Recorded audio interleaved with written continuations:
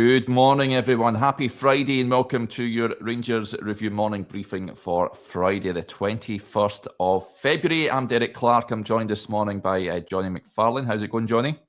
Good. Always glad to be on. Still coming on with Josh being on holiday, so I'm looking forward to him getting back so I can get myself into the rhythm of watching these rather than appearing on them again.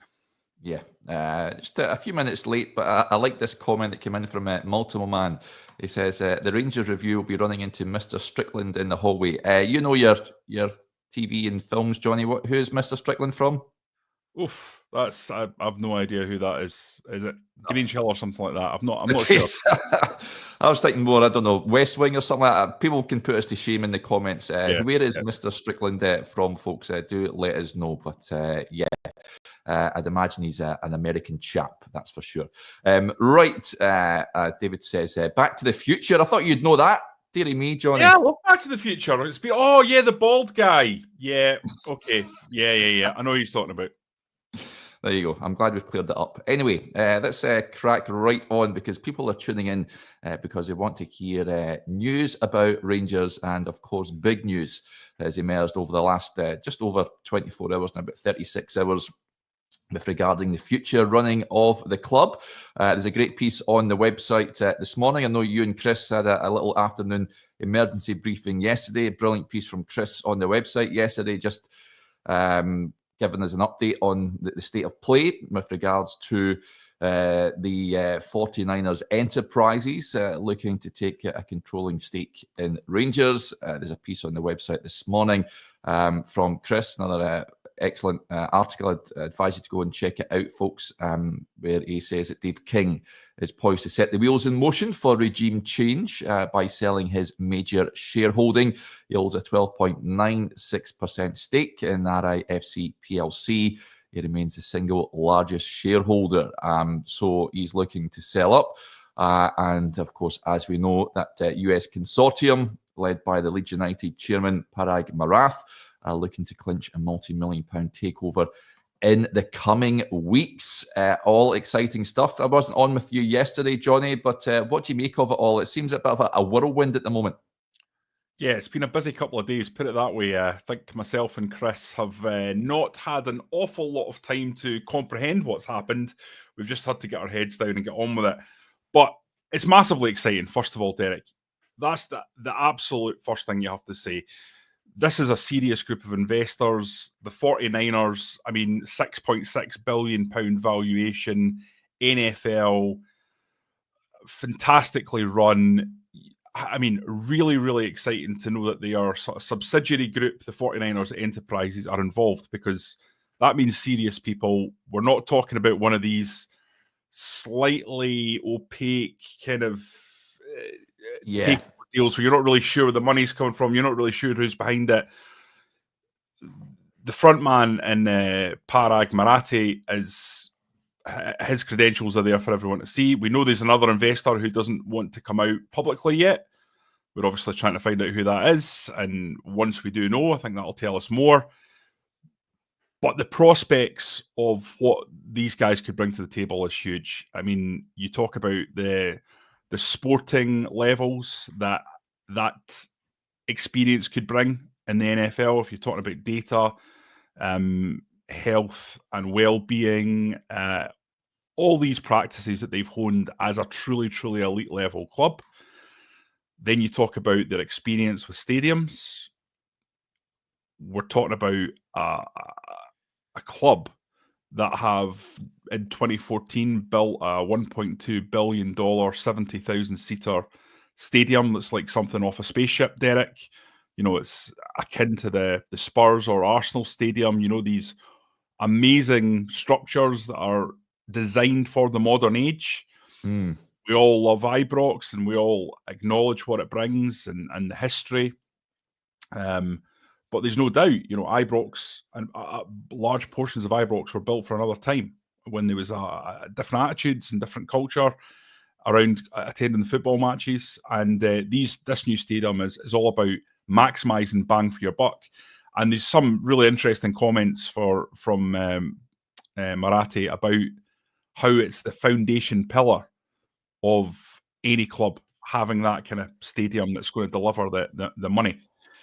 So listen, obviously nobody is going to ever touch the Ibrox brick facade. That's a listed part of the building, but there's a lot of potential, I think, for renovations and work to be done around the rest of the stadium. And Derek, one of the key things here is, if you're a businessman and you come in and you look at Rangers and you go, right, okay, 50,000 season ticket holders and 15,000 on the waiting list.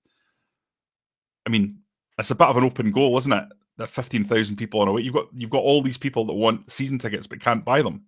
So if you're thinking about Rangers as a 25-year project, looking into the future with a European Super League, then that's the play, isn't it? So that would be my take right away. I don't know anything about this. I've not spoken to them. I'm just speculating on where this might go. And then you've got the opportunity to get Rangers back on track with the right appointments, lift up that commercial revenue, lift up that overall revenue, which gives you more leeway to spend on players and bring in the right kind of star that can take Rangers to the next level. Now, we know that this is not going to be a panacea. This is not going to be Americans coming in and chucking, money at the situation. Everything they do will be about getting ROI, return on their investment. There's going to be cultural differences and there's going to be cultural clashes, I think, as Rangers fans get used to this different style of management. All that's true, but very, very exciting when you think about the level of these investors, Derek. This is a monumental story and a monumental few months ahead, that's for sure. Yeah, absolutely. Just before I dive in there, just before I forget, folks, remember, if you want to fire your comments in, you have to be a subscriber to the channel. It's totally free, of course, but you have to subscribe to the channel if you want to get your comments into the show. And I know that there are many supporters of another team in the city who like to view this show on the morning. So, guys, you have to subscribe from now on if you want to get your comments in as well. I watched your show yesterday, Jonny. I did chuckle when you started talking about Ibrox expansion, and Chris brought up could the Mega Brox idea be revived? Seen Bobby raising the point, says that the Mega Brox is one step closer. As long as they don't, they can improve the main stand, but don't touch obviously the facade and what have you. You can do what you want with the other stands to increase that capacity. For me, it is exciting times, like you touched on. I think they will be looking to improve the supporter experience, and I know they want to increase the revenues coming in from supporters heading along on a match day, and that means a capacity increase, and also it's just supporter fan experience in and around the ground. I think that can improve a great deal as well. I think New Edmondson House is a step in the right direction, but I think more needs to be done. Yep. You look at Marathe's past records, Derek, and he was heavily involved in that stadium, the Levi's Stadium for the 49ers. So that's his background, and he's talked about it in the past on podcasts, how core it is to the vision, how core it is to the revenue to get the stadium right. And look what he's done at Leeds. 37,500 just last year towards the end, I think September, October, November time, can't remember the exact month, but it was announced that Leeds were going from a 37,500 stadium at Elland Road to 53,000. And I think some of the comments when this project was announced kind of tell you a little bit about this group. They're talking about modernising the stadium, about making it the 7th largest in the country. A core architectural design objective is to maintain and enhance the unique atmosphere of Elland Road. An expert team combining global stadium experience with specialist local knowledge is assembled to deliver artist impressions and planning submission. And they talk in their statement around what they're going to do at Leeds about capturing the atmosphere and making sure that the unique vibe that you get in Elland Road, which is a great stadium, is maintained. It's all the right things they're saying, and very much comes across like they understand the unique nature of a stadium to fans. So I would be surprised if, for example, they moved down the route of stadium expansion were they to actually be able to acquire the club if it wasn't done with that in mind, Derek. I think they've already got form for having done these things tastefully and with respect. But listen, we're probably getting ahead of ourselves. Everyone's excited about the potential, and the potential is huge, and you have to discuss it. But it's important to remember, and I'll try and keep saying it as often as I can, it's not signed and sealed yet. I think there's basic agreements in place with the key shareholders, but there's still a fair bit to go, and we're still talking weeks away before this would get a line drawn under it. So we have to bear that in mind. This could collapse, and you don't want to get people too excited and then for it to collapse. So we have to remember that. I don't want to dampen excitement, because Rangers fans haven't had a lot to be excited about, and they are entitled to look at this and speculate and think about the possibilities, because that's all part of being a fan of a club, isn't it? So absolutely, you can't dampen down that expectation, that happiness, that excitement. Yes, lots of comments coming in. Billy with the point says, a very interesting pod with Derek and the Leeds guy yesterday. Yeah, it was great to get Kev Markey on to give us his side of view, his opinion on the news. Of course, they are heavily involved in Leeds United. He initially got involved back in 2018 with a minority stake in the club before gradually increasing that stake. And as we know, the Parag Marathan, chairman of the football club, and by all accounts, he likes to stay. He's not someone that sort of comes out and gives interviews left, right, and centre. He likes to just to go about his business quietly, by all accounts, certainly from a Leeds perspective, and they've been pretty happy with how things are going. I think it certainly helps when you're flying high at the top of the Championship. It looks like they're going to return to the Premier League. There was a point coming in from some in the comments saying, well, we become a feeder club for Leeds United. Is that a concern, do you think, for supporters? A genuine concern what could happen? Tell you what, the Leeds fans are slightly apprehensive at this news, because they feel Red Bull are sort of hovering in the wings down there. They have a bit of a concern that they could be taking over controlling a bigger say in how the club is run down there, and the slight concerns it might look to just change the name. We've seen Red Bull Salzburg, RB Leipzig, of course, is another one. The Leeds fans will be up in arms. They would never accept that, but slight apprehensive feeling down there at the moment, Jonny. Yeah, I can understand that with Red Bull hovering about. They've done very good jobs with the clubs that they've had, but they've never had a club the size of Leeds United in their stable. No. So I don't think they could put RB Leeds United or Leeds United RB. I think that would be catastrophic decision making if they were to take it over. But we don't know. This is all speculation. Yeah. The fact is, they've bought a 10% stake in Leeds, haven't they? So there's always going to be that kind of thought process floating around. Oh, will this or won't it happen? In terms of Rangers, I've been told by sources that Rangers won't become a feeder club for Leeds United. That's not what this is. But until we get more detail and more understanding of the other people in the consortium and what their plans are, we truly have to speculate, because we don't really know. There's not enough information. Obviously, myself and Chris are speaking to people and trying to piece together the story as much as we can, but the information is incomplete until you have all sides. And I think as the days and weeks progress, we'll start to get that, Derek, and it will all start to become clearer, and we can give more of an informed opinion on it. But I have to say, my natural inclination on multi-clubs is to be quite negative about it. I think Rangers are a big enough club to start a multi-club themselves.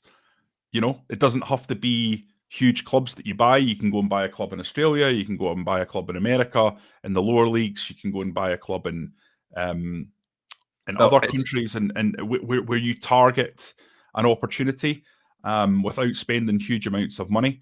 And I would not, as a traditionalist, like the idea of a truly big club like this being second in a chain And I don't think that'll wash with a lot of Rangers fans. Now, some people will say, doesn't matter. Basically, it comes down to trophies.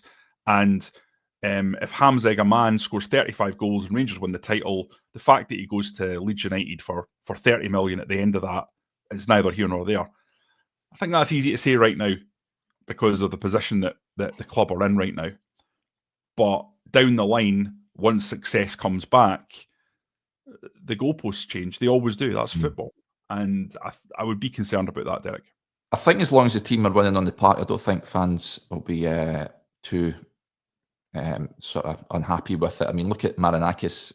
He owns Olympiacos in Forest. Forest are having a blinder of a season, of course. Olympiacos, I'm not too sure. They top of the league again down over there in Greece. I'm not keeping a close eye on that Greek league, but they're always at the top end fighting for the big honours in yes, that the division. top, Derek, 2 points clear of Ajax.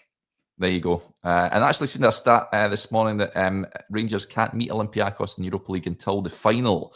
So there you go. We'll talk about the Europa League shortly because an absolutely bonkers scoreline in Norway last night. And we will find out who Rangers will face later on this morning. Let's get us in touch. She says, great seeing Jonny on the news last night. You on the news last night, Jonny?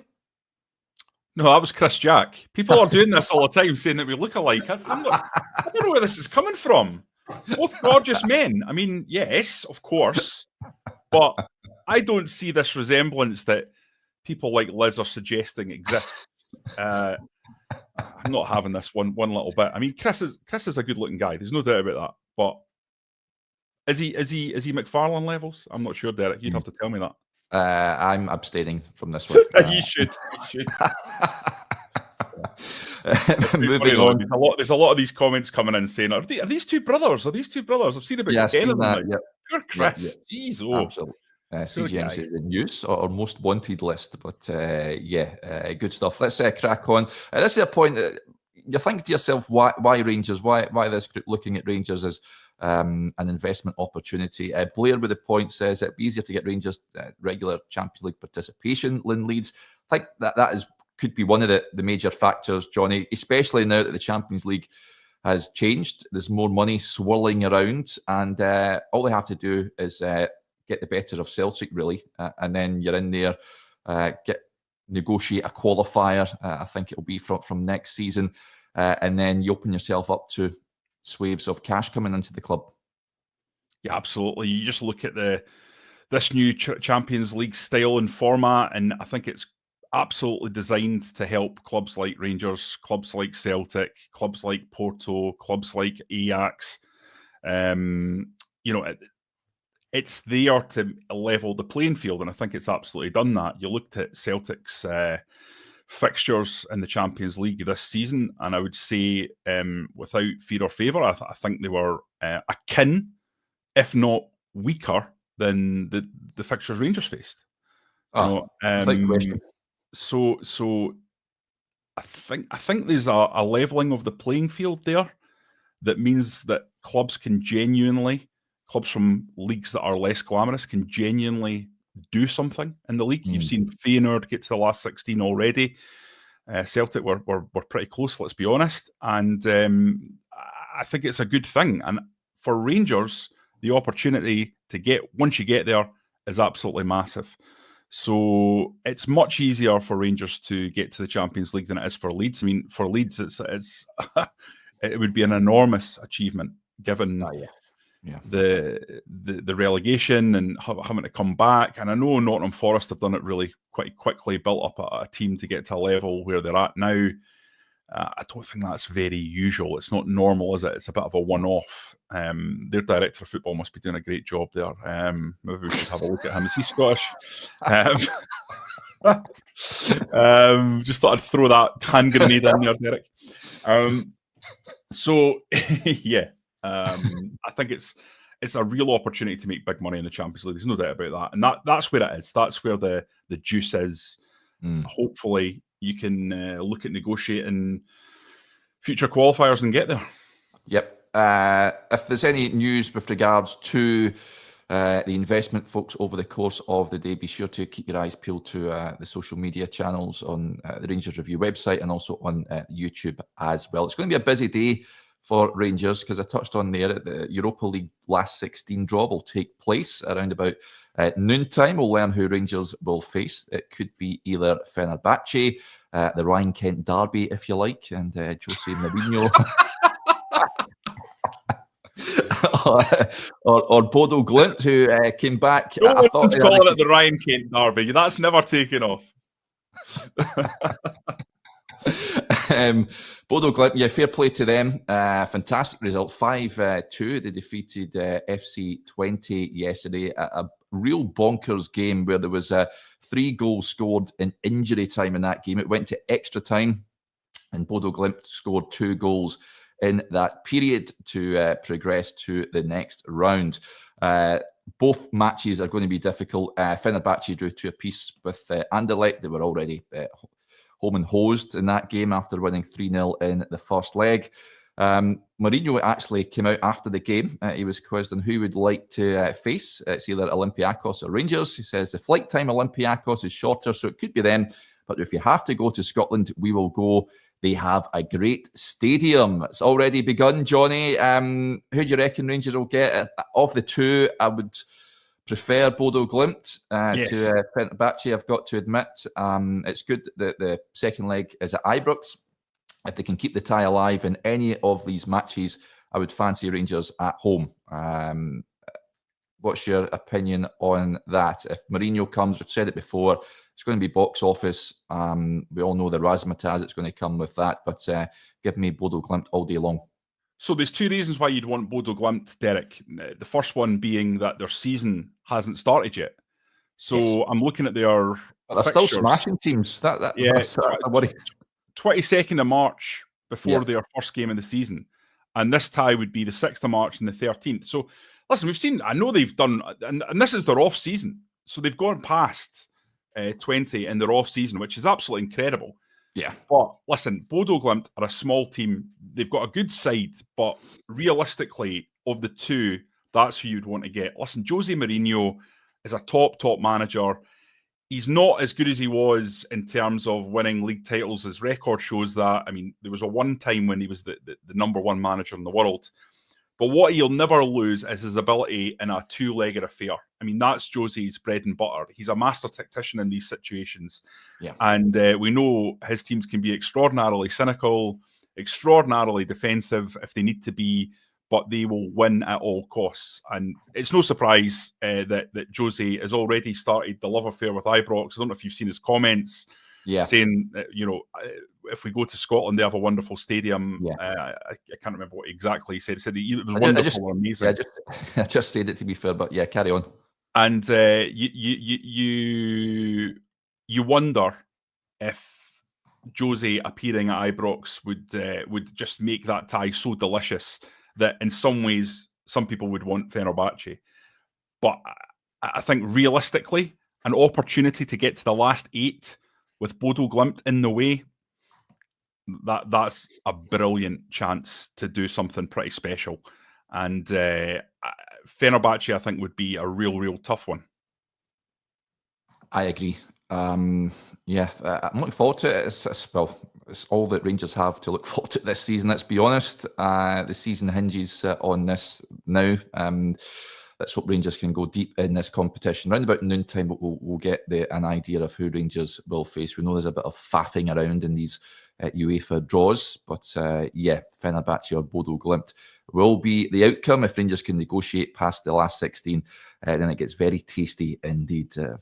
Real good number of teams in there that Rangers could face, but let's negotiate past the last 16 first. Stephen gets in touch. Chilly away trip, but the missus wants to go to Norway. Yeah, good luck getting up there, by the way. Because, You're the man to talk about this, mate.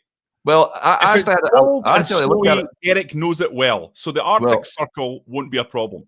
Yeah, Bodo itself, it's a 2-flight job. I'm not too sure what the script is from Glasgow, but I think realistically you'd have to go Oslo, Bodo, or else you think you can go Trondheim, and then from there down to Bodo, which is a short flight. But yeah, just a heads up, folks, if you are booking your flights to Oslo first, there are 2 Oslo airports. Ryanair fly to an airport which is about 2-hour bus ride away from Oslo Centre, which is Oslo Torp, so just be mindful of that.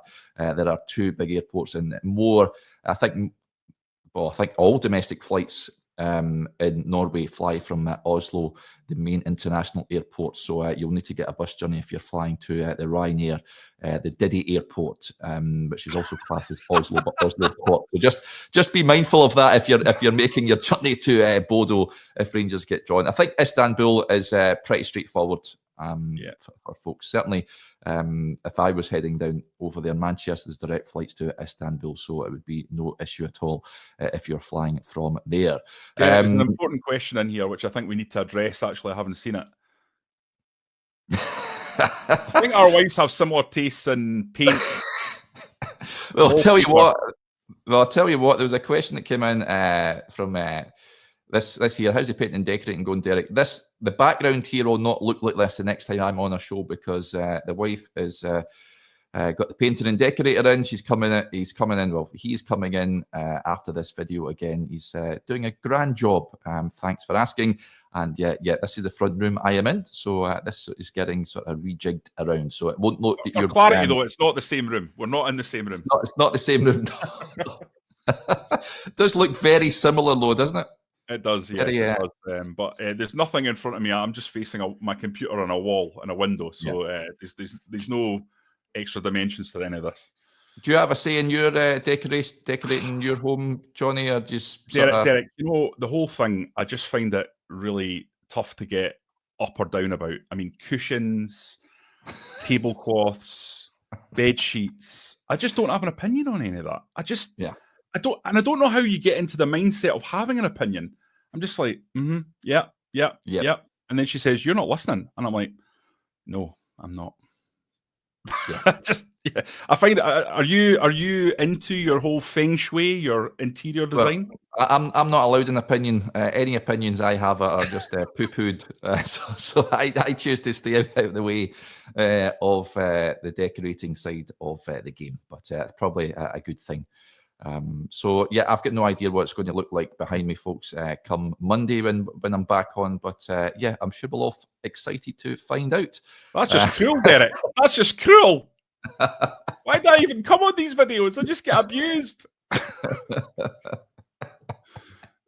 Oh, dearie me. Anyway, let's crack on. It's press conference day, Jonny. It's easy to forget Rangers have got a game tomorrow against St Mirren. I wonder what Philip Clement's response is going to be to, I'd imagine, a host of questions regarding the takeover. I think he'll address it straight away and saying he's here to talk about the football, and that's for sort of other people at the club. And he would comment on speculation. So I'd imagine he'll go down that route. With St Mirren next up at Ibrox, I think it's going to be a different feeling at Ibrox to what it could have been had this news not unfolded in the last couple of days. Expecting Rangers to win, I guess. No disrespect to St Mirren, but Rangers should win this one, I'd imagine. Yeah, listen, Rangers and the Clement have got a good record at home. Cup games aside, let's not talk about that one. But 5 in a row in the league, it's a decent bit of league form, and you'd expect them to continue that. But listen, this Rangers team, you know that a dodgy performance where they struggle against the low block is just around the corner. I happen to quite rate Stephen Robinson as a manager. I think he's good. I think he gets his team well organised. They're always aggressive. They're always in your face. They don't let you have a second. So I would not be surprised to see St Mirren come and put up a right good fight. But I agree with you. I think Ibrox will be much more buoyant tomorrow than it's been in a long time, because it's that single word, isn't it? It's that word, hope. Yeah. And there's been some hope injected back into this support. And I think you'll see that reflected in what will be a more traditional Ibrox atmosphere than what we've seen in the last few weeks. Yeah, I agree with you. Incidentally, folks, press conference, we should hear from Philip Clement around about 1:45 this afternoon. So we'll have that press conference, as we always do, over on the YouTube channel. Those of you that are Rangers Review Extra members, Stevie and Chris, have been recording their latest episode of The Talking Point. That should be with you any time now, I'd imagine. And so keep your eyes peeled for that. I'll be back for the press conference reaction video a little later on as well. And those of you that have not subscribed to the website, incidentally, we've got a new deal on there, Jonny. Just £1 for 6 months, which is been launched. So cracking value. Now is the time to really take advantage of that, given especially with the news that is emerging. Some fantastic pieces on the website just now. Head over to rangersreview.co.uk/subscribe to sign up. What can you get for £1 nowadays, Derek? I mean, literally nothing. I think a Mars bar the last time I went to the shop was £1.10 or something like that in my local shop. So that gives you 6 months coverage. You download the app, which is the best way to do it. You get no adverts that way. It's just a brilliant experience. All the news, all the features, Chris Jack's latest on this takeover, Joshua Barry's tactical pieces. There's just tons to get your teeth into. It's only £1. Yeah, go take advantage of it, folks. Right, we'll wrap up there. Big thank you to Jonny as ever. Dam says Freddos are £1, but they used to be 10p. 2 bob back in my day. £1 for a Freddo? Come on. Is that how much a Freddo is? Yeah. And they're tiny now. Have you seen the size of them? Absolute joke. Yeah. I'm surprised they're £1. I would have thought they were still like 60p or something like that. It goes to show you. Yeah. Make Freddos bigger again. Yeah, I've enjoyed this today, Derek. Lots of banter. Been very good. As it should be. Right, Thank you to you all for tuning in. Very much appreciated, and we'll speak to you later on. Bye for now.